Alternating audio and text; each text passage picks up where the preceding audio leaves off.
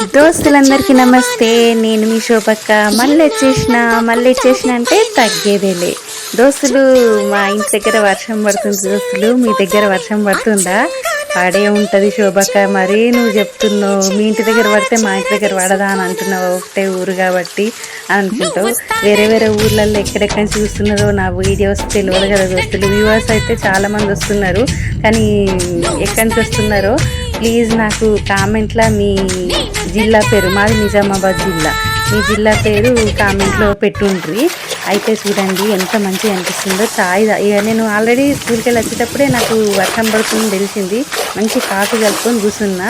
ఇక ఇంతవరకు వర్షం స్టార్ట్ అయింది. అసలు ఎంత మంచిగా నా చెట్లు అయితే ఎంత కలకల్లాడుతూ ఎంత మెరిసిపోతున్నాయో అసలు. ఇంకొక రోజుల వరకు టైం దోస్తులు పొద్దున గమనించారు, లేకపోతే పెట్టుకునేదాన్ని.